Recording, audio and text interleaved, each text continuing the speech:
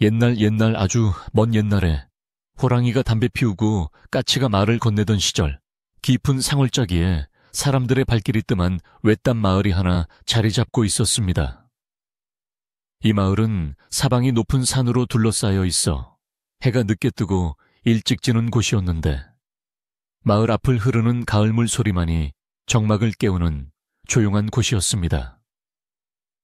사람들은 대부분 순박하고 부지런하여 새벽부터 밭에 나가 흙을 일구고, 밤이면 등잔불 아래서 새끼를 꼬며 하루하루를 성실하게 살아가고 있었습니다.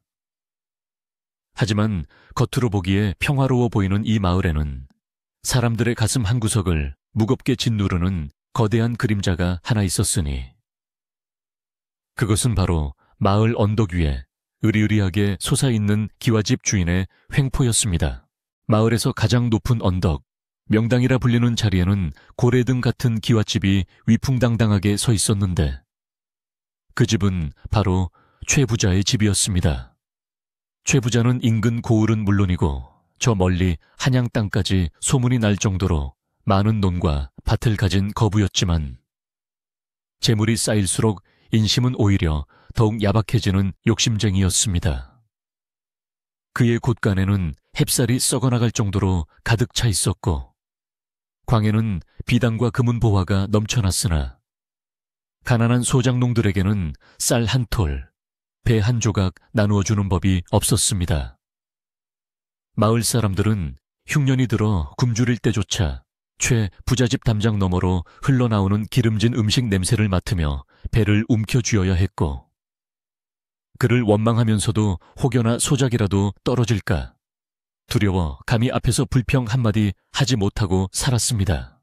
그러던 어느 늦가을, 찬바람이 옥깃을 파고들기 시작하여 나무집들이 우수수 떨어지던 날, 최 부자집에서는 큰 잔치가 열리게 되었습니다. 그날은 바로 최 부자가 환갑을 맞이하는 날로 아침 일찍부터 온갖 산해진 밀을 싣고 오는 수레들이 줄을 이었고, 고소한 기름 냄새와 고기 굽는 연기가 담장을 넘어 마을 전체를 뒤덮었습니다. 인근 고을에 내로라 하는 양반들과 유지들이 비단 옷을 입고 하인들을 거느리며 최 부자집 대문을 드나들었으며, 마당에서는 풍악 소리가 울려 퍼지고 기생들의 웃음소리가 끊이지 않았습니다. 잔치상은 다리가 휘어질 정도로 차려졌으나 정작 그 화려한 잔치의 혜택을 받아야 할 마을 사람들은 대문 밖에서 그저 멍하니 바라보며 입맛만 다실 뿐이었습니다. 바로 그때 마을 어귀의 좁은 흙길을 따라 웬 낯선 노인 한 명이 지팡이를 짚고 힘겹게 걸어오고 있는 모습이 보였습니다.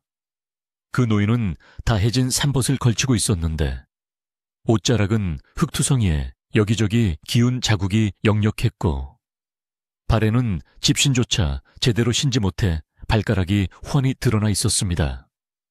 백발이 성성한 머리카락은 헝클어져 바람에 날리고 있었고, 깊게 패인 주름살 사이에는 오랜 세월 길 위를 떠돌며 겪었을 고단함이 묻어났습니다. 그는 한 걸음 한 걸음 내디딜 때마다 힘겨운 듯 거친 숨을 몰아쉬었지만, 갓 아래로 보이는 두 눈빛만큼은 이상하리 많지 맑고 깊어 마치 세상을 꿰뚫어 보는 듯한 기이한 위엄을 서려 있었습니다. 노인은 마을 입구에 있는 커다란 느티나무 아래 잠시 멈춰 서서 풍악 소리가 요란하게 울려 퍼지는 최 부자의 집을 가만히 올려다보았습니다. 그의 눈에는 화려한 기와집의 위용과 그 아래 옹기종기 모여있는 초라한 초가집들의 대조적인 풍경이 고스란히 담겼습니다.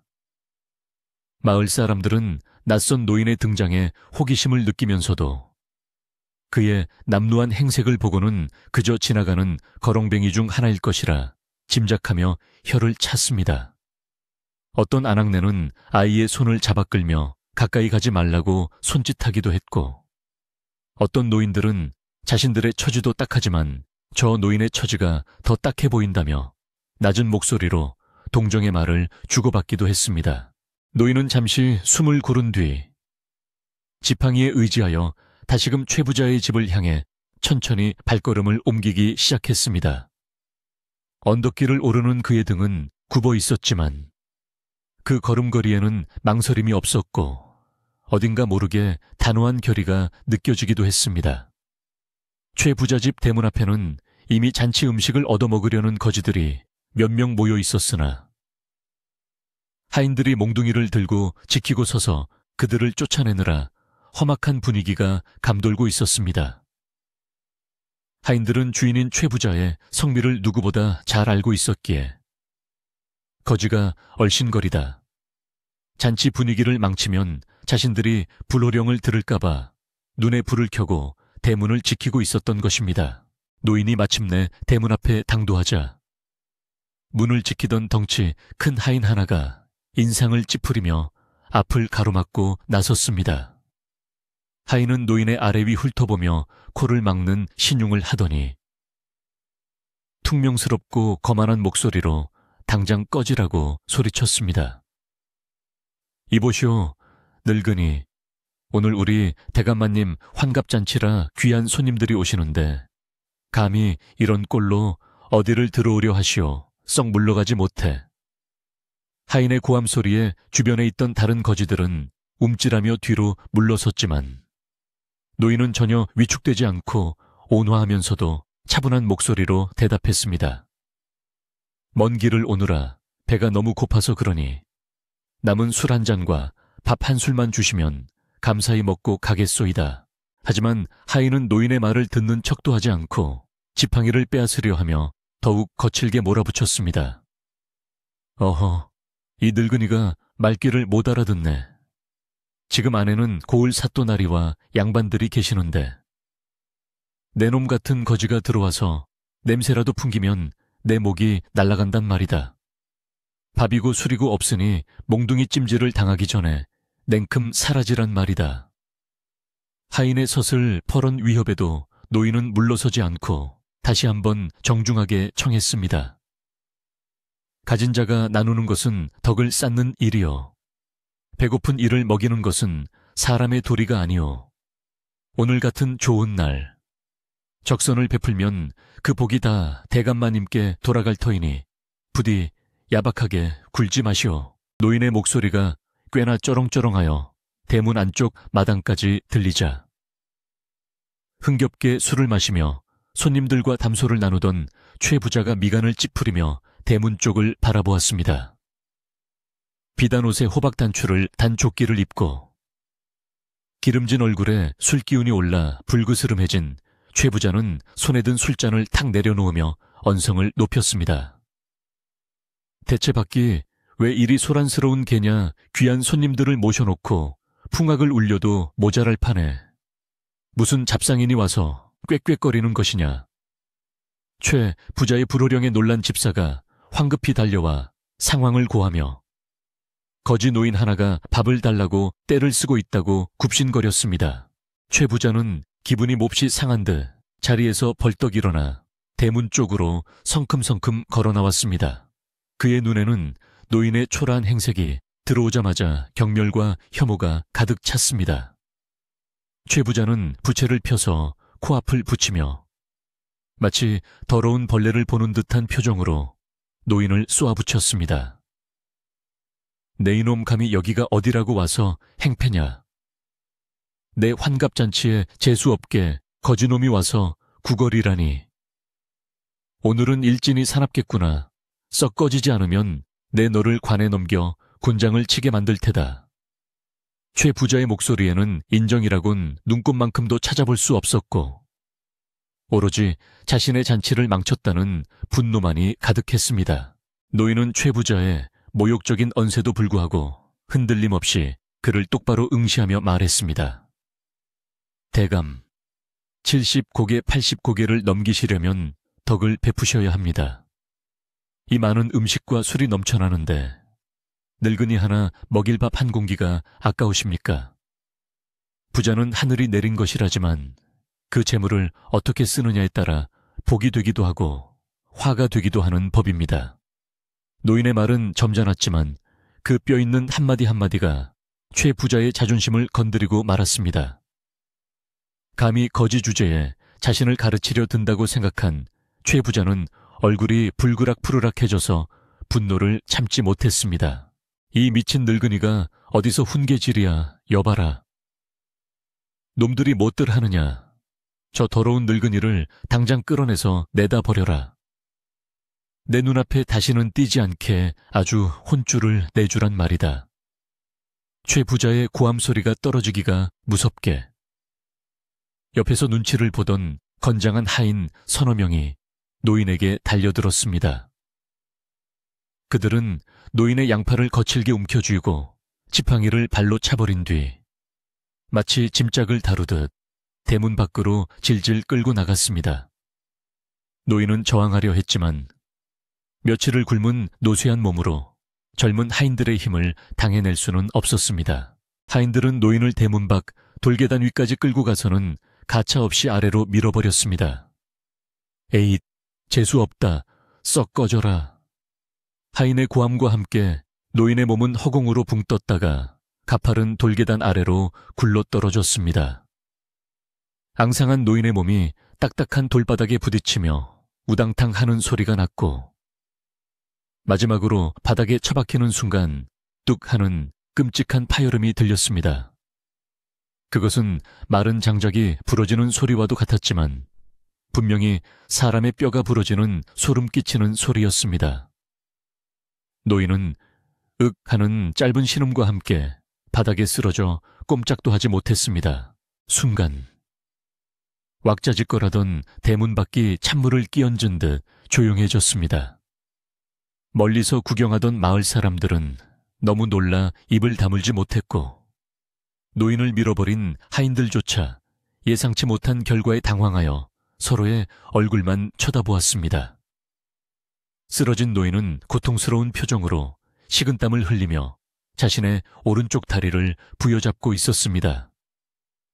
앙상한 정강이뼈가 기이하게 꺾여 있는 모습이 옷 위로도 분명하게 드러나 보였습니다. 단순한 타박상이 아니라 다리뼈가 완전히 부러진 중상이었습니다. 하지만 최 부자는 계단 아래 쓰러진 노인을 내려다보며 혀를 끌끌 찰 뿐 미안해하는 기색은 전혀 없었습니다. 오히려 그는 부채로 먼지를 털어내는 신용을 하며 냉소적인 어조로 말했습니다. 쯧쯧, 늙은이가 눈치가 없어서 제 명을 재촉하는구나. 다리가 부러졌으면 기어서라도 딴 마을로 가거라. 내 잔칫날 대문 앞에서 죽은 신용하지 말고. 최 부자는 하인들에게 대문을 닫으라고 손짓하고는 다시 풍악 소리가 울리는 집 안으로 유유히 사라졌습니다. 굳게 닫힌 대문 너머로는 다시 웃음소리와 노랫가락이 흘러나왔지만 대문 밖은 고통에 신음하는 노인과 그를 안타깝게 바라보는 마을 사람들의 한숨만이 남았습니다. 찬 바닥에 쓰러진 노인은 극심한 고통 속에서도 정신을 잃지 않으려 안간힘을 쓰고 있었습니다. 이마에는 송글송글 땀이 맺히고 입술은 파르르 떨렸지만 그는 비명을 지르는 대신 꽉 담은 입술 사이로 가쁜 숨만 내쉬었습니다. 그의 시선은 닫힌 대문을 뚫어지게 바라보고 있었는데 그 눈빛은 원망이나 분노를 넘어선 무어라 형용할 수 없는 서늘하고도 강렬한 빛을 띠고 있었습니다. 그것은 마치 사냥감이 덫에 걸리기를 기다리는 사냥꾼의 눈빛 같기도 했고 죄 지은 자를 심판하기 위해 기록하는 사관의 눈빛 같기도 했습니다. 그때 마을 어귀에서 이 광경을 지켜보던 몇몇 마을 사람들이 조심스럽게 노인에게 다가왔습니다. 그들은 혹여나 최 부자의 눈에 띌까 두려워하면서도 다리가 부러져 쓰러진 노인을 그냥 두고 볼 수만은 없었던 것입니다. 개 중에는 마음씨 착한 떡장수 아주머니도 있었고 나무를 하러 가던 젊은 총각도 있었습니다. 아이고, 어르신, 이를 어쩌면 좋습니까? 다리가 아주 크게 상하신 것 같습니다. 아주머니가 울먹이며 말하자 노인은 고통스러운 와중에도 희미한 미소를 지으며 괜찮다는 듯 손을 저어 보였습니다. 하지만 식은땀에 젖은 창백한 얼굴은 그가 얼마나 큰 고통을 참고 있는지 말해주고 있었습니다. 젊은 총각이 노인을 업으려 등을 내밀었지만 노인은 잠시 그대로 있게 해달라고 부탁했습니다. 그는 떨리는 손으로 품 안을 더듬어 무언가를 확인하는 듯 했습니다. 노인의 날고해진 저고리 안쪽에는 겉으로 보기엔 그저 헌 옷뭉치 같아 보이는 주머니가 하나 들어 있었는데 노인은 그 주머니가 무사한지 확인하고 나서야 안도의 한숨을 내쉬었습니다. 그 주머니 속에 무엇이 들어있는지 아는 사람은 아무도 없었지만 노인에게는 부러진 다리보다 그 주머니가 더 중요한 물건인 듯 보였습니다. 해가 서산으로 넘어가면서 마을에는 어둠이 깔리기 시작했고 산바람은 더욱 매섭게 불어와 쓰러진 노인의 몸을 차갑게 식혔습니다. 최 부자의 집 담장 너머로는 여전히 기름 냄새와 흥겨운 음악 소리가 흘러나와 배고프고 가난한 마을 사람들의 마음을 더욱 시리게 만들었습니다. 부러진 다리를 부여잡고 차가운 땅바닥에 누워있는 노인, 그리고 그 위로 쏟아지는 별빛만이 이 비정한 마을의 밤을 지켜보고 있었습니다. 이것은 앞으로 닥쳐올 거대한 폭풍의 시작일 뿐이라는 것을 잔치에 취해 있는 최 부자도 숨죽여 지켜보는 마을 사람들도 아직은 아무도 알지 못했습니다. 젊은 총각의 널찍하고 튼튼한 등에 엎여 늙은 의원의 집으로 옮겨진 노인은 식은땀을 비오듯 흘리면서도 앓는 소리 한 번 내지 않았습니다. 마을 끄트머리 대나무 숲이 울창한 곳에 자리 잡은 의원의 집은 비록 낡고 허름한 초가였으나 마당에는 약초를 말리는 향긋한 냄새가 은은하게 감돌아 마음을 차분하게 해주는 곳이었습니다. 총각이 조심스럽게 사랑방 아랫목에 노인을 눕히자 백발이 성성한 의원 영감이 놀란 눈으로 달려나와 노인의 상태를 살피기 시작했습니다.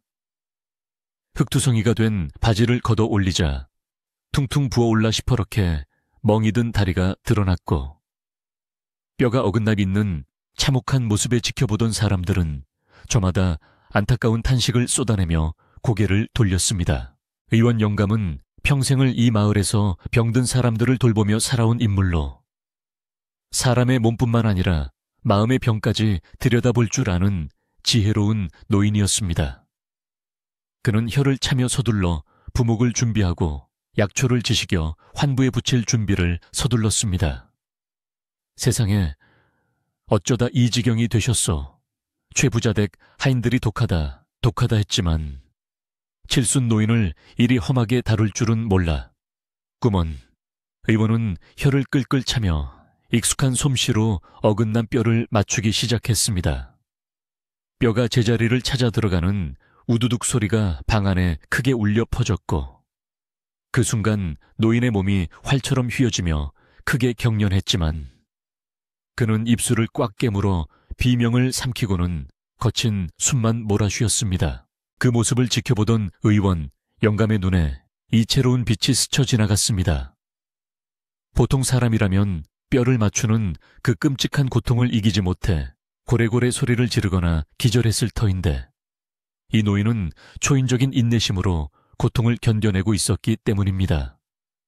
의원은 노인의 임에 흐르는 땀을 닦아주며 그의 얼굴을 찬찬히 뜯어보았는데 겉모습은 영락없는 거짓골이었으나 그 눈매와 관자놀이에는 범상치 않은 기운이 서려 있었습니다. 살갗은 거칠었으나 손가락 마디마디에는 붓을 쥐어본 사람만이 가질 수 있는 굳은 살이 박여 있었고 무엇보다 고통 속에서도 흐트러지지 않는 그 눈빛은 예사 노인의 것이 아니라는 생각이 들었습니다. 치료가 대충 마무리되고 노인이 지쳐 잠이 들자 의원 영감은 방 밖으로 나와 기다리고 있던 마을 사람들에게 낮은 목소리로 입을 열었습니다. 다행히 뼈는 맞췄네만 워낙 연로하신 데다 충격이 커서 한동안은 꼼짝없이 누워 계셔야 할 걸세. 그나저나 저분 보통 분이 아니신 것 같네.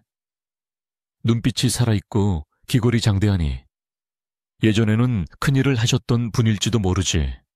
의원의 말에 마을 사람들은 웅성거리며 저마다 한마디씩 보태기 시작했습니다. 그렇지 않아도 아까 최 부자한테 호통치실 때 목소리가 어찌나 우렁차던지 깜짝 놀랐습니다요. 떡장수 아주머니가 맞장구를 쳤고 나무꾼 총각도 고개를 끄덕이며 동의했습니다. 최 부자의 잔치, 마당에서 벌어진 이 끔찍한 사건은 삽시간에 발없는 말이 되어 마을 전체로 퍼져나갔습니다. 우물가에 모인 아낙네들은 물동이를 내려놓고 삼삼오오 모여 최 부자의 포악함을 성토했고, 사랑방에 모인 남정네들은 곤방대를 두드리며 흉흉한 민심을 이야기했습니다. 아무리 돈이 좋아도 그렇지 사람 다리를 분질러 놓고 쳐다보지도 않다니 천벌을 받을 게야. 그런데 그 노인 다리가 부러지고도 눈 하나 깜짝 안 했다며 혹시 산신령님이 변장하고 내려오신 건 아닐까? 사람들의 입을 타고 퍼지는 소문은 꼬리에 꼬리를 물고 과장되기도 했지만 분명한 것은 마을 사람들 마음속에 최 부자에 대한 분노와 정체불명의 노인에 대한 경외감이 동시에 싹트기 시작했다는 점입니다. 한편 마을이 온통 웅성거리는 동안 언덕 위 기와집의 주인인 최 부자 역시 편안한 밤을 보내지 못하고 있었습니다. 화려했던 잔치가 끝나고 손님들이 모두 돌아간 뒤 텅 빈 안방에 홀로 앉은 최 부자는 왠지 모를 불안감에 뒤척이고 있었습니다. 술기운에 저지른 일이라 당시에는 아무렇지 않았지만 술이 깨고 나니 대문 밖으로 굴러떨어지던 노인의 그 서늘한 눈빛이 자꾸만 머릿속에 맴돌아 잠을 이룰 수 없었던 것입니다. 그는 평소 미신을 맹신하는 편이었는데 생일날 피를 보거나 곡소리를 들으면 1년 내내 재수가 없다는 속설이 자꾸만 마음에 걸려 심기가 몹시 불편했습니다. 최 부자는 자리에서 벌떡 일어나 방문을 열고 마당을 서성거리는 하인을 불러들였습니다. 여봐라, 아까 그 다리 부러진 거지는 어찌 되었느냐? 아직도 대문 앞에서 끙끙거리고 있느냐? 최 부자의 날카로운 질문에 하인은 머리를 조아리며 대답했습니다. 아닙니다요. 마님, 마을 사람들이 의원 영감네 집으로 업고 갔다고 합니다. 뼈가 부러져서 당분간은 걷지도 못할 것이라 하더군요. 그 말을 들은 최 부자는 안도의 한숨을 내쉬기는커녕 오히려 미간을 더욱 찌푸렸습니다. 마을 사람들이 그 노인을 감싸고 돌며 자신을 욕하고 있을 것이 뻔했기 때문입니다. 게다가 만약 그 노인이 관에 가서 억울함을 호소하기라도 한다면 골치 아픈 일이 생길 수도 있었습니다. 이런 괘씸한 것들 같으니라고 내 쌀을 먹고 사는 소장놈들이 감히 내 험담을 하고 다녀. 최 부자는 분을 사귀지 못하고 방안을 왔다 갔다 하며 씩씩거렸습니다. 그는 자신의 잘못을 뉘우치기는커녕 자신에게 대항하는 듯한 마을 분위기와 그 원인을 제공한 노인에게 모든 화살을 돌렸습니다. 최 부자의 머릿속에는 어떻게 하면 이 찜찜한 상황을 깔끔하게 정리하고 다시 마을 사람들에게 자신의 위엄을 보일 수 있을까 하는 궁리뿐이었습니다. 그는 곰곰이 생각한 끝에 관아의 사또에게 손을 쓰기로 결심했습니다. 돈이면 귀신도 부린다는데 사또라고 해서 다를 리가 없다고 생각한 것입니다. 날이 밝자마자 최 부자는 하인들을 시켜 광에서 가장 좋은 비단, 두필과 꿀단지, 그리고 엽전 꾸러미를 챙기게 했습니다.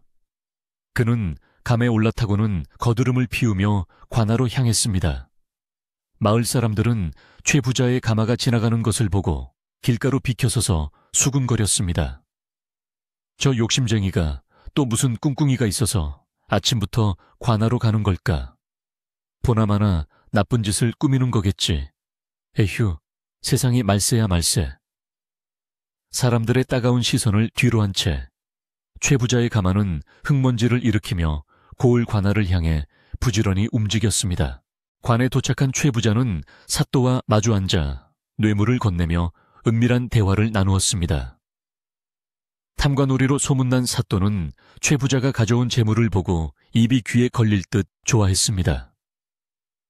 최 부자는 짐짓 억울한 표정을 지으며 거짓말을 늘어놓기 시작했습니다. 사또날이 제 환갑잔치에 웬 흉악한 거지가 나타나 행패를 부리고 손님들을 위협하지 뭡니까? 하인들이 말리다가 그만 밀쳐서 다쳤다는데 이제는 마을 사람들을 선동해서 저를 모함하고 다닌다 합니다. 이대로 두었다가는 민심이 흉흉해질까 심히 걱정되옵니다. 사또는 엽전 꾸러미를 만지작거리며 고개를 끄덕였습니다. 헤헤, 어허, 그런 고얀 놈이 있나. 감히 양반댁 잔치에 와서 행패를 부리다니 국법을 우습게 아는 놈이로구나. 사또는 짐짓 엄한 목소리로 맞장구를 쳤습니다. 최 부자는 이때다 싶어 쐐기를 박았습니다. 그렇습니다요. 게다가 그자가 근본도 없는 떠돌이라 무슨 짓을 할지 모릅니다. 부디 사또나리께서 위엄을 보여주셔서 그자를 마을에서 쫓아내시거나 옥에 가두어 버릇을 고쳐주십시오. 그래야 고을의 질서가 바로 서지 않겠습니까? 사또는 탐욕스러운 눈빛을 번득이며 최 부자의 손을 잡았습니다. 그렇고 말고 내 당장 포졸들을 보내 그놈을 잡아들여 경을 칠 테니 최 대감은 걱정 말고 돌아가시오. 그 시각 의원 영감의 집 사랑방에 누워있던 노인은 깊은 잠에서 깨어나 멍하니 천장을 바라보고 있었습니다. 다리의 통증은 여전했지만 의원의 정성 어린 치료 덕분에 한결 견딜 만해진 상태였습니다. 노인은 밖에서 들려오는 바람소리와 새소리에 귀를 기울이며 무언가를 골똘히 생각하고 있었습니다. 그때 의원 영감이 약탕기를 들고 방으로 들어왔습니다. 쌉싸름한 약 냄새가 방 안에 퍼지자 노인은 힘겹게 몸을 일으키려 했고 의원은 황급히 다가와 그를 부축했습니다. 일어나지 마시고 그냥 드시죠. 아직 안정이 필요합니다. 약사발을 비운 노인에게 의원 영감은 걱정스러운 표정으로 말을 건넸습니다. 어르신, 제가 주제넘은 참견인지는 모르겠으나 몸이 좀 추스려지는 대로 이 마을을 떠나시는 게 좋을 듯합니다. 최 부자는 뒤끝이 좋지 않은 사람입니다. 분명 관에 줄을 대어 어르신을 해코지하려 들 겁니다. 똥이 무서워서 피합니까? 더러워서 피하죠. 의원의 진심 어린 충고의 노인은 씁쓸한 미소를 지으며 고개를 저었습니다. 고맙소, 의원장. 허나 내가 여기서 도망친다면 죄 없는 마을 사람들이 대신 화를 입지 않겠소. 그리고 내 다리가 이 모양인데 어디로 간단 말이오. 나는 그저 순리대로 기다릴 뿐이오. 노인의 대답은 담담했지만 그 속에는 물러서지 않겠다는 강한 의지가 담겨 있었습니다. 의원은 노인의 고집을 꺾을 수 없음을 직감하고 긴 한숨을 내쉬었습니다. 정 그러시다면 할 수 없지요. 하지만 부디 몸조심하십시오. 오늘 밤 꿈자리가 영 뒤숭숭한 것이 곧 무슨 일이 닥칠 것만 같아 불안합니다. 의원은 노인의 이불을 덮어주고 방을 나갔습니다. 홀로 남은 노인은 품속에 넣어두었던 낡은 주머니를 꺼내어 만지작거렸습니다. 얇은 천너머로 느껴지는 차가운 금속의 감촉이 그의 손끝에 전해졌습니다. 그는 주머니를 꽉 쥐며 나직이 중얼거렸습니다. 탐관오리들의 횡포가 하늘을 찌르니 백성들의 눈물이 마를 날이 없구나. 내 이 다리 하나 부러진 것은 아프나 썩은 살을 도려낼 기회가 왔으니 오히려 다행이 아닌가. 마을의 저녁은 여느 때보다 빨리 찾아왔습니다. 해가 지고 어둠이 깔리자 마을 사람들은 일찍 문을 걸어 잠그고 숨을 죽였습니다. 어디선가 불길한 개 짖는 소리가 들려왔고 찬바람은 문풍지를 거칠게 흔들어대며 으스스한 소리를 냈습니다.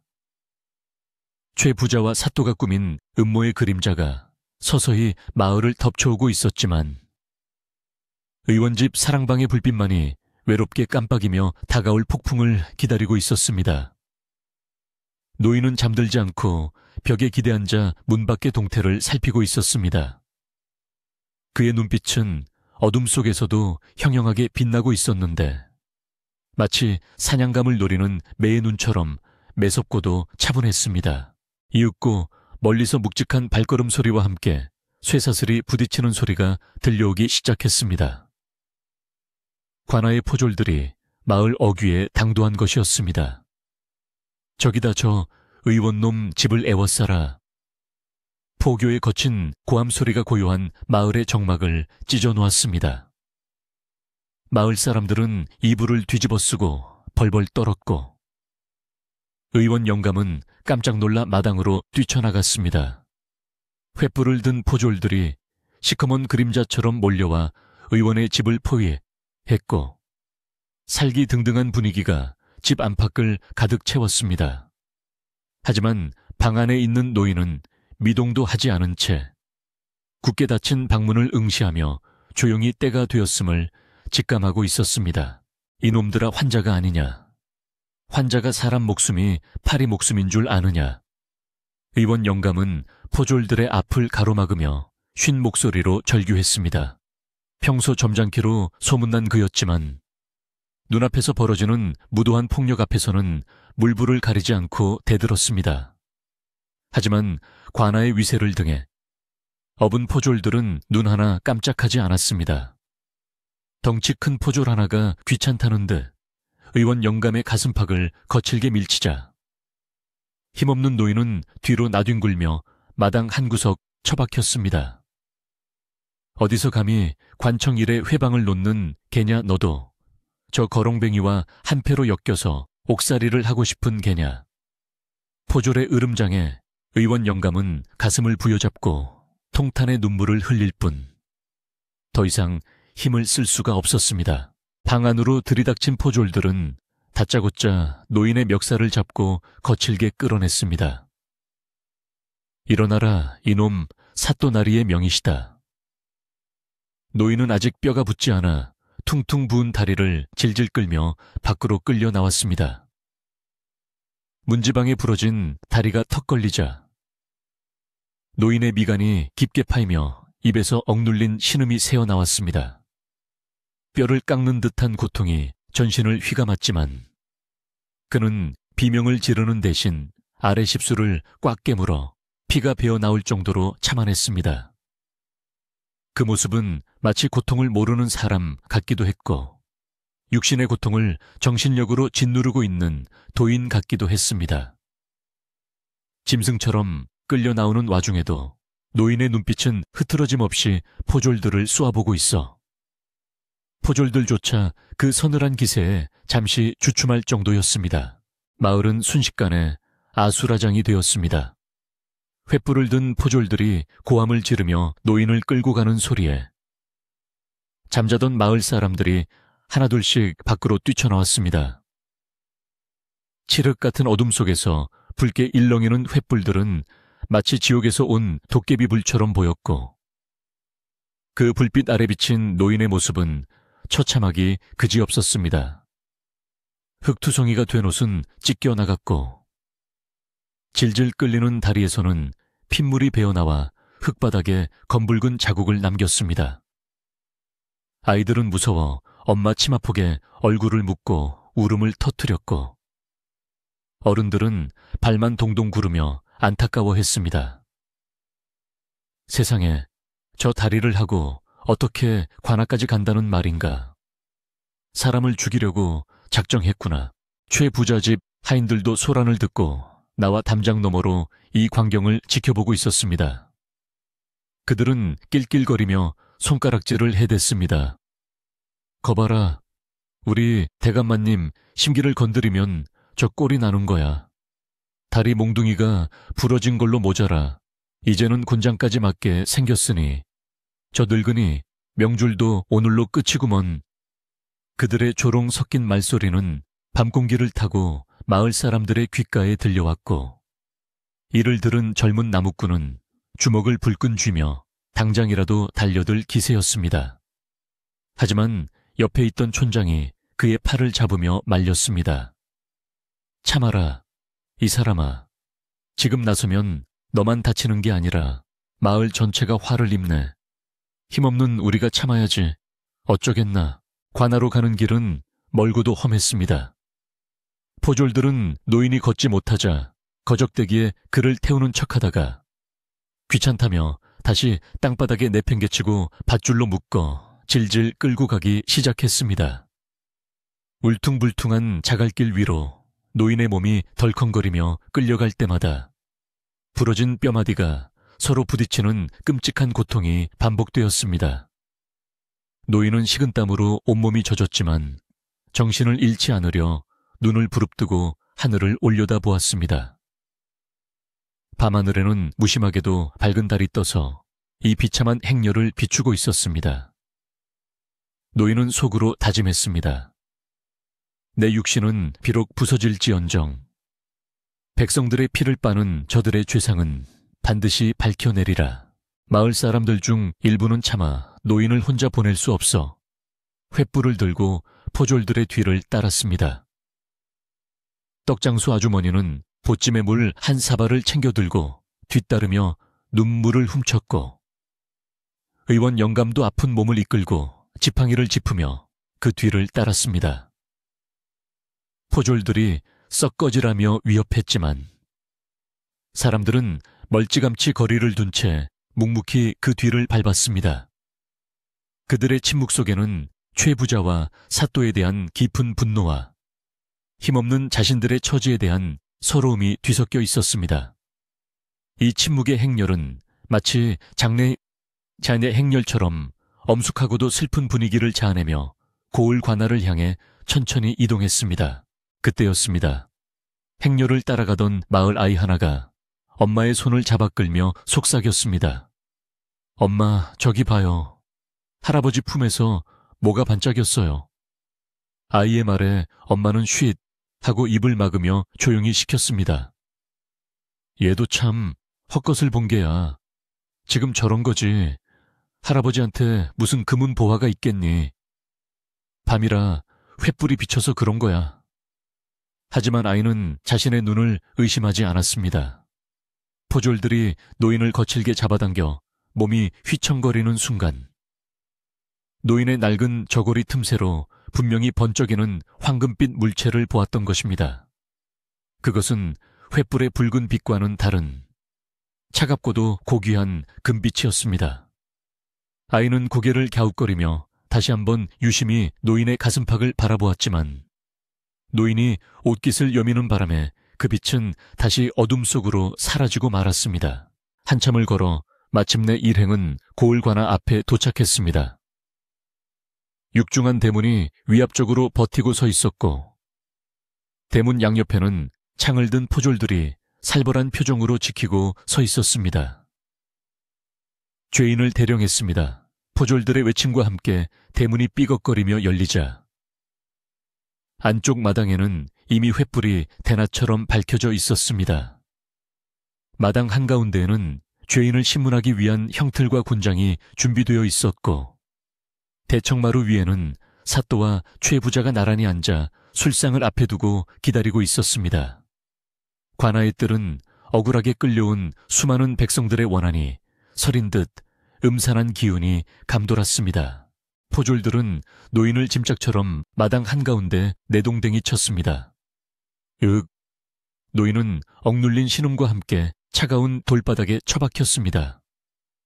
부러진 다리가 다시 한번 충격을 받아 극심한 통증이 몰려왔지만 그는 흐트러진 머리카락 사이로 고개를 들어 대청마루 위를 응시했습니다. 그곳에는 비단 옷을 입고 거만하게 앉아있는 사또와 그 옆에서 비열한 웃음을 흘리고 있는 최 부자가 보였습니다. 두 사람의 모습은 마치 굶주린 늑대와 교활한 여우가 짝을 이룬 듯 혐오스러웠습니다.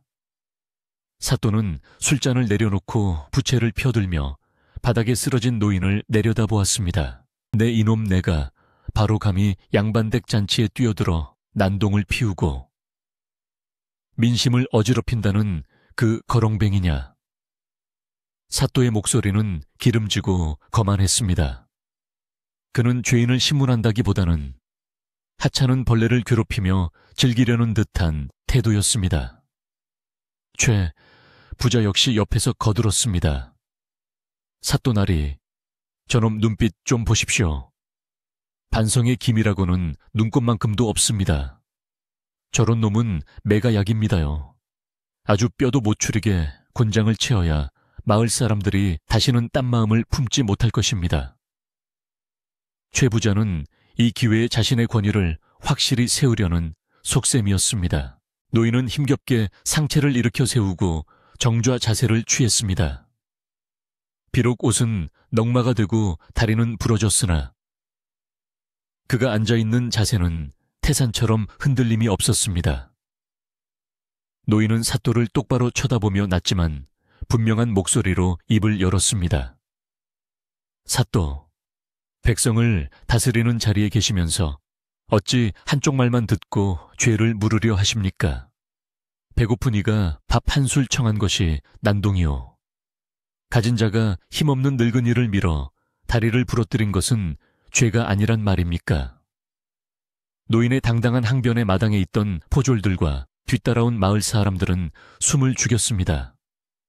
감히 사또 앞에서 저토록 또렷하게 말대꾸를 하는 사람은 본 적이 없었기 때문입니다. 사또의 얼굴이 불그락푸르락 달아올랐습니다. 거지 주제에 감히 자신의 권위에 도전한다고 생각한 것입니다. 이 괘씸한 놈 어디서 혓바닥을 놀리느냐. 내 놈이 정령 죽고 싶어 환장을 했구나. 사또는 탁자를 내리치며 고함을 질렀습니다. 여봐라, 저놈을 당장 형틀에 묶어라. 내 친히 곤장으로 저놈의 엉덩이가 뭉개질 때까지 쳐서 다시는 주둥이를 놀리지 못하게 만들어주마. 사또의 불호령이 떨어지자 포졸들이 곤장을 들고 노인에게 달려들었습니다. 마을 사람들은 비명을 지르며 고개를 돌렸고 떡장수 아주머니는 바닥에 주저앉아 통곡했습니다. 아이고, 저 불쌍한 어르신을 죽이려 드네 하늘도 무심하시지. 포졸들이 노인의 양팔을 잡아 형틀에 묶으려 하자 노인은 거칠게 저항하며 소리쳤습니다. 노하라, 내 발로 걸을 수는 없어도 내 의지로 앉아 죄를 따지겠다. 국법에도 죄인의 말을 듣지 않고 형을 집행하는 법은 없다. 노인의 기세가 워낙 등등하여 포졸들이 잠시 멈칫했습니다. 노인은 흐트러진 옷매무새를 가다듬으며 다시 한번 사또를 향해 일갈했습니다. 사또 당신은 나라의 녹을 먹는 관리로서 부끄럽지도 않소 탐욕에 눈이 멀어 양반의 앞잡이 노릇이나 하려고 그 자리에 앉아있는 것이오. 노인의 목소리는 마당 전체를 쩌렁쩌렁 울리며 사또의 폐부를 찔렀습니다. 최 부자는 사색이 되어 사또에게 속삭였습니다. 나리, 저놈이 보통 미친놈이 아닙니다. 더 듣다가는 무슨 헛소리가 나올지 모릅니다. 어서 입을 막으십시오. 사또 역시 노인의 말에 말문이 막히자 분노가 극에 달해 이성을 잃고 말았습니다. 저놈의 주리를 틀어라. 아니, 당장 멍석을 말아라. 저런 놈은 살려둘 가치도 없다. 오늘 밤 저놈의 시체가 관아 밖으로 나가게 될 것이다. 사또의 잔인한 명령에 관아 마당은 살기 어린 공포로 가득 찼습니다. 포졸들은 더 이상 망설이지 않고 곤장을 높이 쳐들었고 노인을 강제로 바닥에 엎드리기 위해 달려들었습니다. 노인은 바닥에 짓눌리면서도 품속에 있는 주머니를 필사적으로 감싸 쥐었습니다. 거친 포졸들의 손길이 그의 옷을 잡아당기자 낡은 저고리에 옷고름이 뜯어지며 품속이 드러날 위기에 처했습니다. 이제 때가 되었다. 노인은 속으로 생각했습니다. 더 이상 이들의 횡포를 두고 볼 수 없으며 자신의 신분을 밝혀야만 이 광기의 현장을 멈출 수 있음을 알았습니다. 짓눌린 가슴의 통증보다 더 아픈 것은 백성들의 고통이었기에 그는 마지막 남은 힘을 짜내어 웅크린 몸을 비틀었습니다.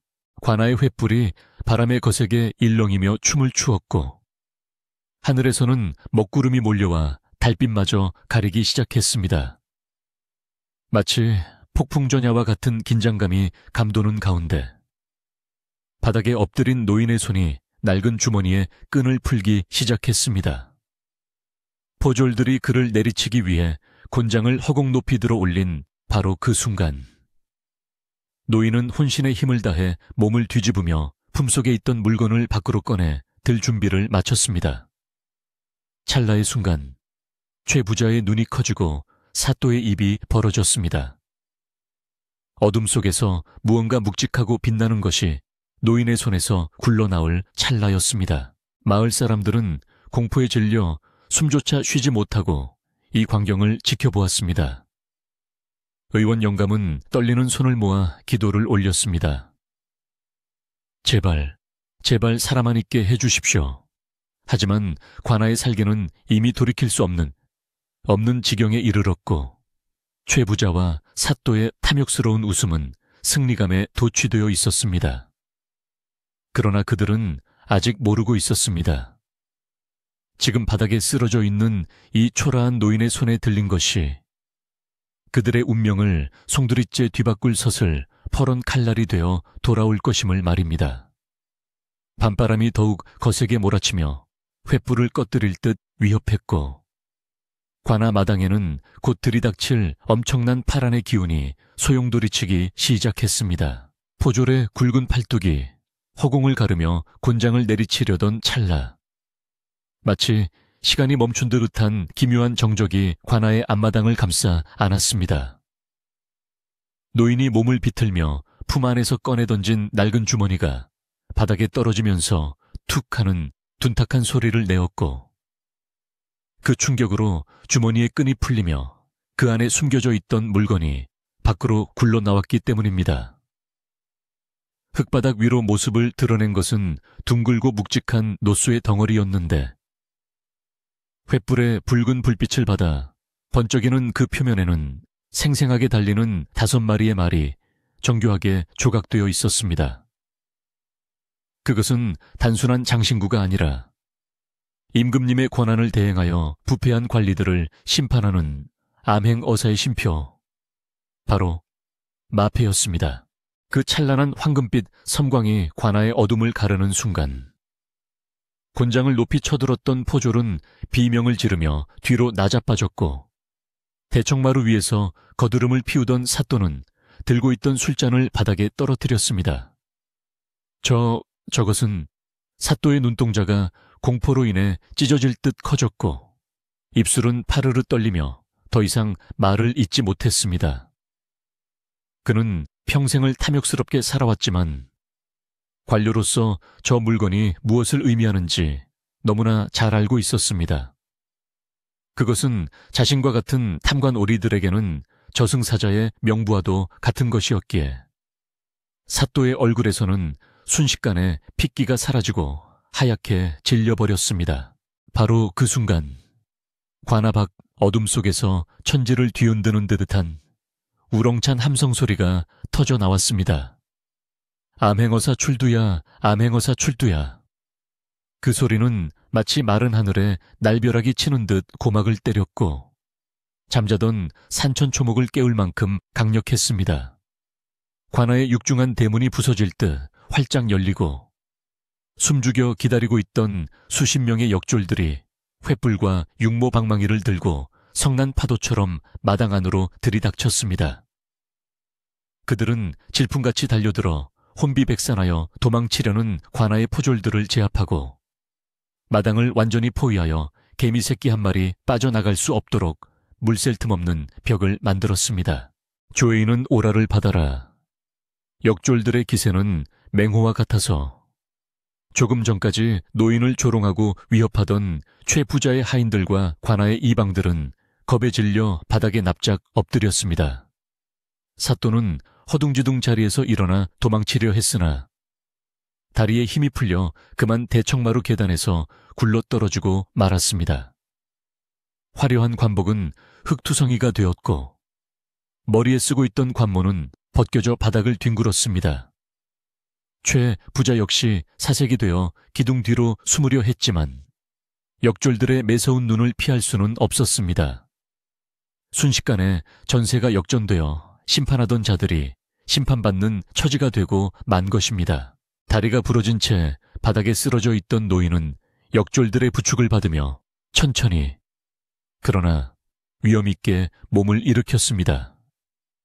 헝클어진 머리카락과 흙 묻은 옷은 여전히 초라한 거짓골이었지만 마패를 손에 쥐고 일어선 그의 모습에서는 감히 범접할 수 없는 서슬퍼런 기운이 뿜어져 나왔습니다.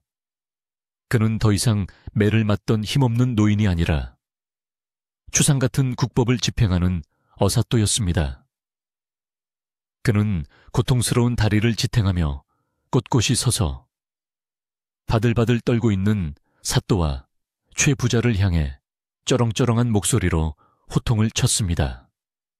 고을의 수령이라는 자가 백성의 고혈을 빨고 가진 자와 결탁하여 죄 없는 이를 핍박하니 내 죄가 하늘에 닿았느니라. 어사의 일갈에 사또는 바닥에 머리를 쳐박으며 살려달라고 애원했습니다. 어사또, 날이 죽을 죄를 지었습니다. 한 번만 용서해 주십시오. 소인은 그저 최 부자의 꼬임에 넘어가 잠시 눈이 멀었던 것뿐입니다요. 사또는 비굴하게 변명하며 모든 책임을 최 부자에게 떠넘기려 했습니다. 옆에서 포승줄에 묶이고 있던 최 부자는 그 말을 듣고 억울하다는 듯 소리쳤습니다. 아니, 사또나리, 그게 무슨 말씀이십니까? 제게 먼저 뇌물을 요구한 것은 나리가 아니십니까? 두 사람은 서로를 헐뜯으며 추한 꼴을 보였고 그 모습을 지켜보던 어사는 혀를 차며 싸늘하게 비웃었습니다. 닥쳐라 너희 두 놈의 죄상은 이미 내가 며칠을 두고 낱낱이 조사하였다. 굶주린 백성들의 곡식을 빼돌려 곡간을 채우고 억울한 송사를 돈으로 판결하여 피눈물을 흘리게 했으니 이는 만번 죽어 마땅한 중죄다. 어사의 명에 따라 역졸들은 사또와 최 부자를 형틀에 묶었습니다.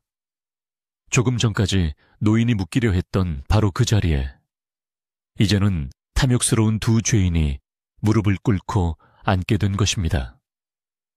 마을 사람들은 이 믿기지 않는 광경을 멍하니 바라보다가 상황을 파악하고는 저마다 환호성을 지르며 기뻐했습니다.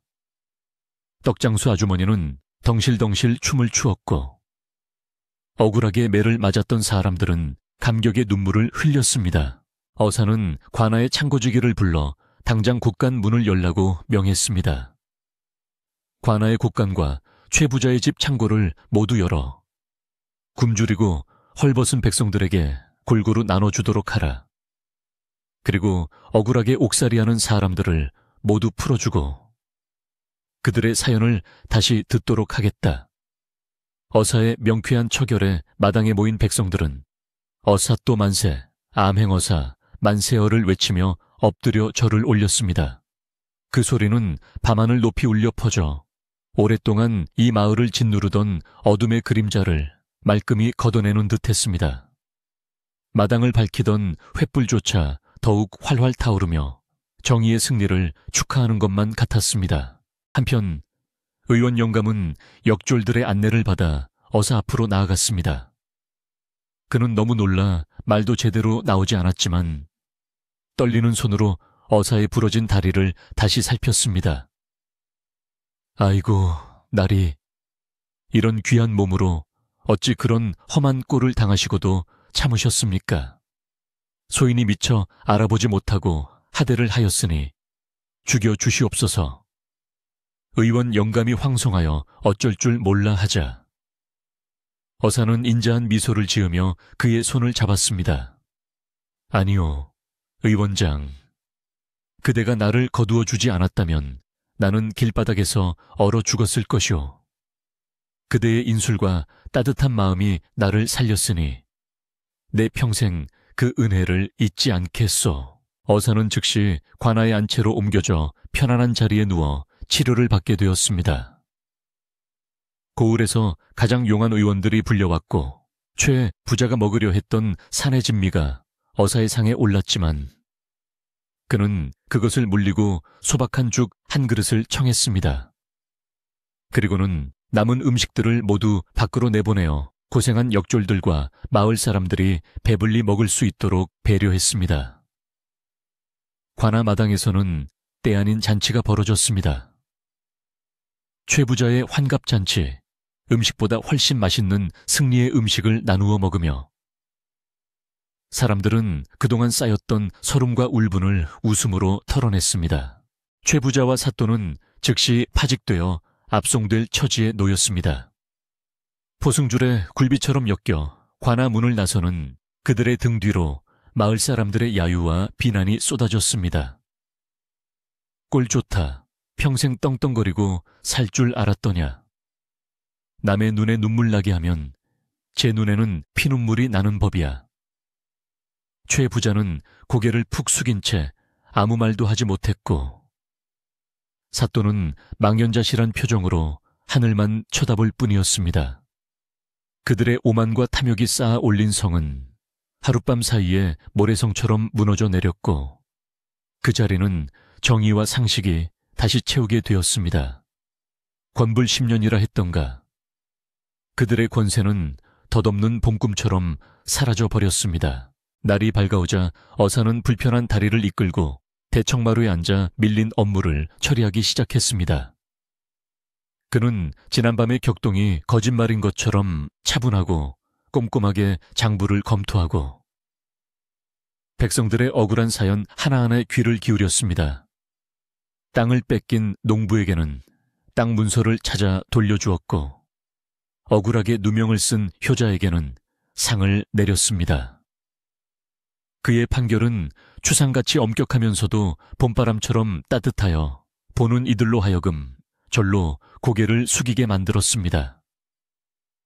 마을 사람들은 관아 담장 너머로 그 모습을 지켜보며 진정한 목민관이 무엇인지 눈으로 확인하고 가슴 깊이 새겼습니다. 그때 마을 입구에서 아이들이 뛰어와 소리쳤습니다. 최 부자네 집 곳간이 열렸다. 쌀가마니가 산처럼 쏟아져 나온다. 어사의 명령대로 최 부자의 집 창고가 개방된 것입니다. 수십 년간 마을 사람들의 피땀을 착취하여 모은 곡식들이 다시 주인의 품으로 돌아가는 순간이었습니다. 사람들은 자루를 들고 최 부자 집으로 달려갔지만 누구 하나 욕심내어 더 가져가려 싸우지 않았습니다. 서로 양보하고 더 어려운 이웃에게 몫을 챙겨주는 모습은 비록 가난하지만 마음만은 넉넉한 이 마을 사람들의 본성을 그대로 보여주는 흐뭇한 풍경이었습니다. 어사는 그 보고를 듣고 흐뭇한 미소를 지었습니다. 그는 곁에 있던 의원 영감에게 말했습니다. 보시오, 백성들은 저리도 순박하고 어진데 위정자들이 욕심을 부려 세상을 어지럽혔던 것이오. 내 다리가 부러진 것은 아프나 저들의 썩은 환부를 도려내고 새 살이 돋게 하였으니 이보다 값진 부상이 어디 있겠소. 어사의 말에 의원 영감은 눈시울을 붉히며 고개를 끄덕였습니다. 그는 어사의 부러진 다리에 정성껏 약을 바르고 새 부목을 대어주며 하루빨리 쾌차하기를 간절히 빌었습니다. 어느덧 해가 중천에 뜨고 마을은 활기를 되찾았습니다. 어제까지만 해도 공포와 억압의 상징이었던 관아는 이제 백성들의 쉼터이자 억울함을 푸는 해우소가 되었습니다. 마당에서는 아이들이 뛰어놀고 노인들은 양지 바른 곳에 앉아 어사의 덕담을 나누었습니다. 어사는 비록 몸은 고단하였으나 마음만은 깃털처럼 가벼웠습니다. 그는 자신의 임무가 성공적으로 완수되었음을 느끼며 잠시 붓을 놓고 먼 산을 바라보았습니다. 산등성이 너머로 보이는 파란 하늘이 유난히도 맑고 높게 느껴지는 오후였습니다. 하지만 어사는 알고 있었습니다. 자신의 일이 여기서 끝이 아니라는 것을 말입니다. 한 고을의 부패를 척결했다고 해서 세상 모든 부정부패가 사라지는 것은 아니기 때문입니다. 그는 아직도 조선팔도 곳곳에서 신음하고 있을 또 다른 백성들을 생각하며 부러진 다리가 낫는 대로 다시 길을 떠날 준비를 마음속으로 하고 있었습니다.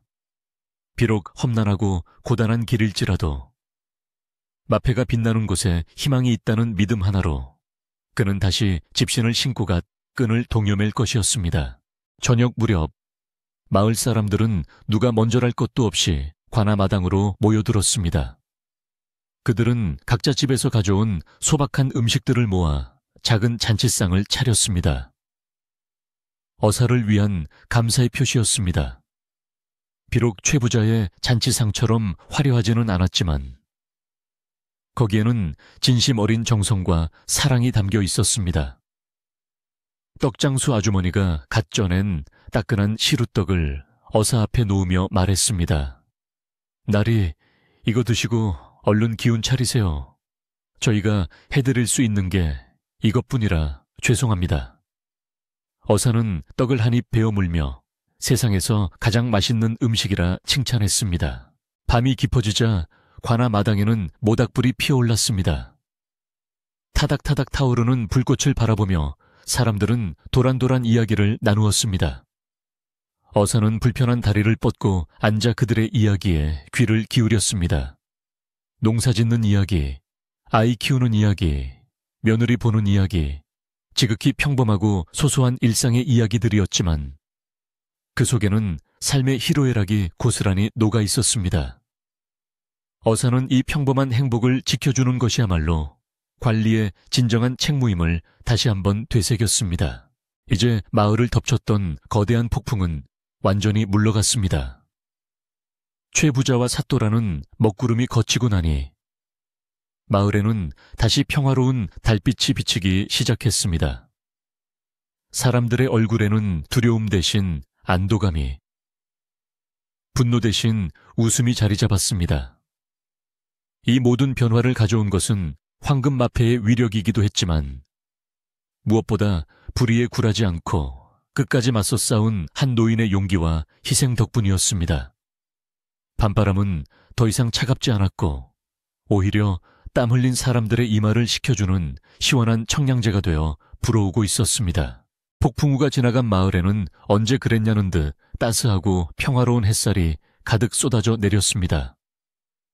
서슬 펄었던 관아의 기세가 꺾이고 탐관오리와 악덕부자가 사라지자 마을을 감싸고 있던 무겁고 칙칙한 공기는 봄눈 녹듯 사라지고 맑고 상쾌한 바람만이 그 자리를 채웠습니다. 마을 사람들은 아침에 눈을 뜨면 더 이상 두려움에 떨지 않아도 되었고 밤이 되면 억울함에 가슴을 치지 않고 두 다리를 쭉 뻗고 편안하게 잠들 수 있게 되었습니다. 닭 울음소리와 함께 시작되는 마을의 아침은 활기에 넘쳤고 들로 나가는 농부들의 발걸음은 깃털처럼 가벼웠으며 그들의 입에서는 구슬픈 탄식 대신 흥겨운 노랫가락이 절로 흘러나왔습니다.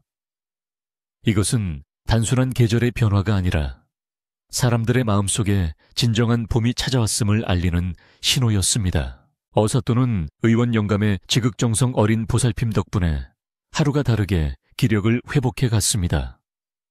부러졌던 다리뼈는 단단하게 아물어 갔고 거동이 불편했던 몸도 조금씩 자유로워져 지팡이에 의지하면 마당을 거닐 수 있을 정도가 되었습니다.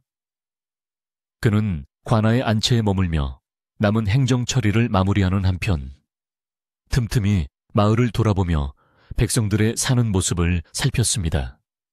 그가 지팡이를 짚고 마을 어귀에 나타날 때면 놀던 아이들이 달려와 그의 옷자락을 잡고 매달렸고 밭을 매던 아낙네들은 허리를 펴고 환한 미소로 인사를 건넸습니다. 어사또 나리, 오늘은 날씨가 참 좋습니다. 나리 덕분에 우리 집 쌀독이 가득 찼습니다. 정말 고맙습니다. 백성들의 진심 어린 감사 인사는 그 어떤 산의 진미보다도 어사의 마음을 배부르게 만들었습니다. 초의 부자의 집은 이제 더 이상 공포와 착취의 상징이 아니었습니다. 어사의 명에 따라 최 부자의 집 사랑채는 마을 서당으로 탈바꿈하여 글을 배우고 싶어도 배울 수 없었던 가난한 아이들의 배움터가 되었습니다. 담장 너머로 아이들의 낭낭한 글 읽는 소리가 울려 퍼질 때마다 지나가는 마을 사람들은 흐뭇한 표정으로 걸음을 멈추고 귀를 기울였습니다. 또한 널찍한 앞마당은 마을 사람들의 공동작업장이 되어 함께 새끼를 꼬거나 곡식을 타작하며 정담을 나누는 화합의 장소가 되었습니다. 예전에는 근처에만 가도 주눅이 들었던 그곳이나 이제는 마을에서 가장 웃음소리가 크고 활기찬 곳으로 변모한 것입니다. 어느덧 시간이 흘러 어사의 다리가 완전히 나아 떠날 채비를 해야 할 날이 다가왔습니다. 조정에서는 어사의 공로를 치하하며 화려한 가마와 호위 무사들을 보내겠다고 전가를 보내왔으나 어사는 이를 정중히 거절했습니다. 그는 처음에 마을에 들어올 때처럼 조용하고 소박하게 떠나기를 원했습니다. 내가 요란하게 떠나면 오히려 백성들에게 폐를 끼칠 뿐이다. 나는 그저 지나가는 나그네처럼 조용히 물러갈 터이니 관에서는 굳이 사람을 동원하지 말라. 어사는 짐을 꾸리며 의원 영감에게 작별을 고했습니다. 그의 보찜에는 화려한 비단이나 금은 보화 대신 마을 사람들이 건네준 찐 고구마와 집신 몇 켤레가 들어있을 뿐이었습니다. 떠나는 날 아침, 어사는 새벽같이 일어나 아무도 모르게 마을을 빠져나가려 했습니다. 그러나 마을 사람들은 어떻게 알았는지 벌써 마을 어귀 느티나무 아래에 구름처럼 모여 그를 기다리고 있었습니다. 남녀노소 할 것 없이 마을의 모든 사람들이 나와 어사의 앞길을 배웅하기 위해 서 있었던 것입니다. 그들의 손에는 저마다 정성껏 준비한 작은 선물들이 들려 있었습니다. 갓 구운 떡, 말린 곶감, 직접 짠 참기름 등 비록 값비싼 물건은 아니었지만 그 안에는 어사를 향한 백성들의 뜨거운 사랑과 존경이 가득 담겨 있었습니다. 어사는 생각지도 못한 환송 인파에 잠시 당황했지만 곧 따뜻한 미소를 지으며 그들에게 다가갔습니다. 나리, 부디 안녕히 가십시오. 저희는 나리의 은혜를 죽을 때까지 잊지 않을 것입니다. 촌장 어른이 대표로 나와 떨리는 목소리로 작별 인사를 올리며 큰절을 했습니다. 그러자 뒤에 있던 모든 마을 사람들도 일제히 허리를 숙여 어색에 깊은 감사를 표했습니다. 떡장수 아주머니는 눈물을 글썽이며 어사의 손을 꼭 잡았습니다. 나리, 이 늙은이 소원 들어주셔서 정말 고맙습니다. 나리 덕분에 이제 우리 아이들이 배를 골치 않게 되었습니다. 부디 만수무강하십시오. 어사는 아주머니의 거친 손등을 토닥이며 화답했습니다. 모두들 고생 많으셨소. 이제는 아프지 말고 서로 돕고 아끼며 잘 사시오. 그것이 나에게 주는 가장 큰 보답이오. 어사는 마을 사람들이 건네준 소박한 선물들을 하나도 마다하지 않고 보찜에 챙겨 넣었습니다. 짐은 무거워졌지만 그의 발걸음은 그 어느 때보다 가벼웠습니다. 그는 마을 사람들의 배웅을 받으며 고갯마루를 향해 천천히 걸어 올라갔습니다. 중간중간 뒤를 돌아볼 때마다 마을 사람들은 여전히 그 자리에 서서 손을 흔들고 있었습니다. 그 모습이 마치 고향의 부모 형제가 떠나는 자식을 배웅하는 것처럼 애틋하여 어사의 가슴 한구석이 뭉클해졌습니다. 그는 마음속으로 이 마을의 평화가 영원하기를, 그리고 이 순박한 사람들이 다시는 억울한 일을 당하지 않기를 간절히 기도했습니다. 고갯마루 정상에 오른 어사는 잠시 멈춰서서 발 아래 펼쳐진 마을 정령을 내려다보았습니다. 아침 햇살을 받아 황금빛으로 빛나는 초가집 지붕들, 굴뚝에서 피어오르는 평화로운 저녁 연기, 그리고 옹기종기 모여 사는 사람들의 모습이 한 폭의 그림처럼 아름다웠습니다. 불과 얼마 전까지만 해도 고통과 신음으로 가득 찼던 곳이라고는 믿기지 않을 만큼 평온한 풍경이었습니다. 어사는 깊은 숨을 들이마시며 그 풍경을 눈과 가슴에 깊이 새겼습니다. 허허, 참으로 살기 좋은 곳이로구나. 백성이 편안해야 나라가 바로 서는 법이지. 그는 혼잣말을 중얼거리며 지팡이를 고쳐 잡았습니다. 그때 산바람이 불어와 어사의 옷자락을 펄럭였습니다. 바람결에는 솔향기와 함께 마을 사람들의 웃음소리가 실려오는 듯 했습니다. 어사는 다시 한번 마을을 향해 고개를 끄덕여 보이고는 산 너머 다른 고을을 향해 발걸음을 옮겼습니다. 그의 뒷모습은 비록 초라한 행색이었지만 그 그림자는 태산처럼 거대하고 듬직해 보였습니다. 그는 알고 있었습니다. 세상 어딘가에는 아직도 탐관오리에 횡포의 눈물 흘리는 백성들이 기다리고 있다는 것을 말입니다. 그의 발길이 닿는 곳마다 억울함은 풀리고 정의가 바로 설 것이며 그가 지나간 자리에는 희망의 씨앗이 뿌려질 것입니다. 이것이 바로 그가 선택한 길이자 그가 짊어진 운명의 무게였습니다.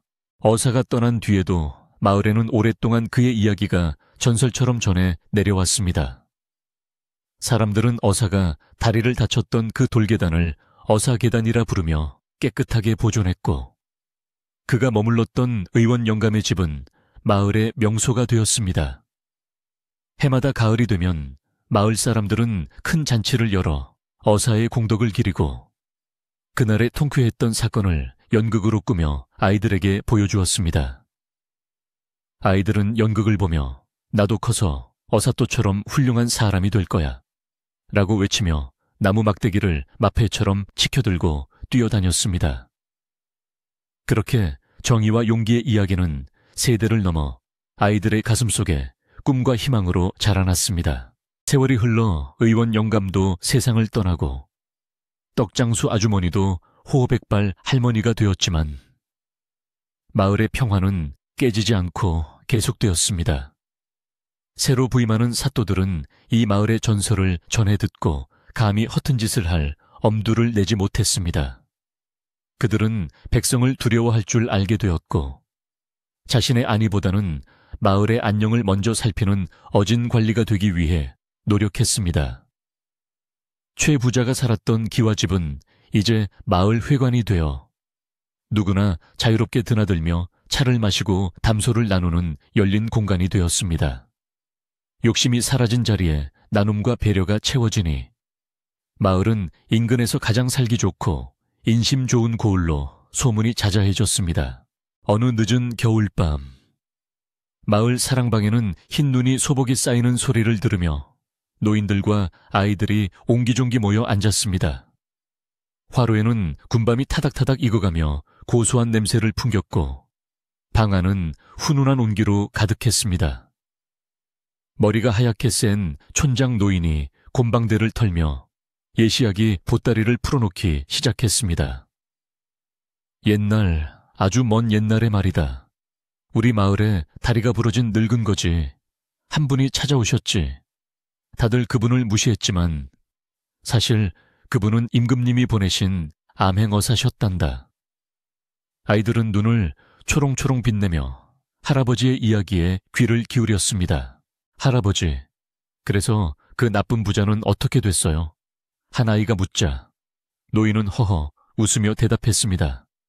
그야 물론 혼쭐이 났지. 하지만 그보다 더 중요한 건 그 덕분에 우리 마을 사람들이 서로를 믿고 의지하게 되었다는 거야. 힘든 일이 있어도 함께 힘을 모으면 이겨낼 수 있다는 걸 배웠지. 그게 바로 어사또가 우리에게 남겨주신 진짜 보물인 게야. 노인의 말에 아이들은 고개를 끄덕이며 군밤을 호호 불어먹었습니다.